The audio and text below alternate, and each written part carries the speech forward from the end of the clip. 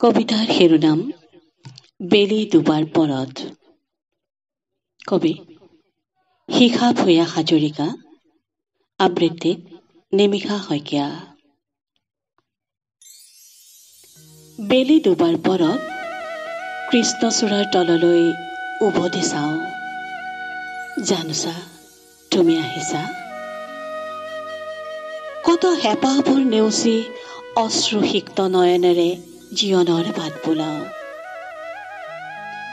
বৈবাহিক জীৱনৰ পাতনিতে কোনো দিনেই তোমাক দেখা হোৱা নাছিল। কি যে দিন আছিল সেইবোৰ। হাঁহিৰ ছন্দই মোলৈ কঢ়িয়াই আনিছিল দুখৰ এবোজা বন্যা। আজি তোমাৰ সোঁৱৰণীয়ে পুনৰ যেন সেই সময়লৈ মোক ৰিঙিয়াই মাতিলে। সেইদিনা আছিল আঘোণ মাহৰ পূৰ্ণিমা তিথি, যিদিনা হোমৰ জুইৰ কাষত অচিনাকি লগা এজন লোকৰ নামত মোৰ শিৰত আঁকি দিয়া হৈছিল দগমগীয়া সেন্দুৰ। আৰু আয়ে আহিবৰ পৰত কৈছিল, দিখৌ নৈৰ মাজত ৰাখি উলিয়াই দিলো তোক আজি। কুশলে থাকিবি আই, নাৰী জীৱনৰ এই মূল সুঁতি। তেতিয়া যে বুজাই নাছিলো জানা, বয়স যিহেতু ছোৱালী ধেমালি। আৰু অচিনাকি ঘৰখনত সোমাই পৰাৰ পাছতে তোমাক যে নেদেখা হৈ পৰিছিলো। সেই যে হোমৰ কাষতেই তোমাক দেখা। বিয়াৰ পাছৰ দিনা উদিত সূৰ্যৰ সতে ন কইনা ৰূপে নতুন এক সংগীবিহীন যাত্ৰা। এনেদৰেই দিন যায় ৰাতি হয়। তোমাক দেখাৰ অপাৰ হেঁপাহবোৰ বুকুতে থমকি থোৱা বিষাদৰ কলীয়া ডাৱৰ। দিন বাগৰে তোমাৰ সৰহীয়া পৰিয়ালৰ মাজত হৈ পৰো কামৰ এক যান্ত্ৰিক কাহিলা। কাকোৱে সোধাৰ সাহসেই নাথাকে জানা, মনৰ মাজতে গুমৰো, আই আই তই কোৱা মোৰ দৰাজন ক'ত?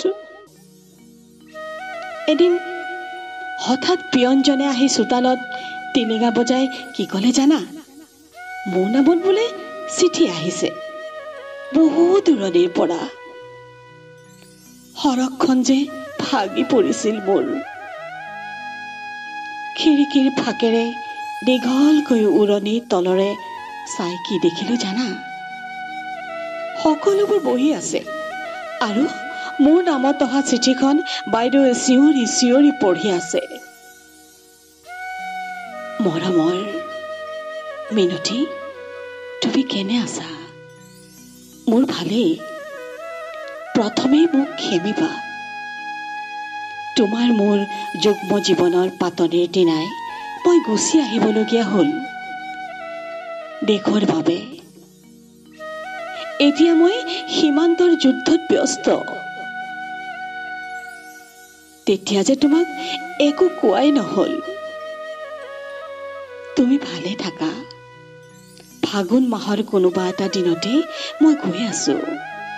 কৃষ্ণচূড়াৰ তলত বহি বহু কথা হ'ম।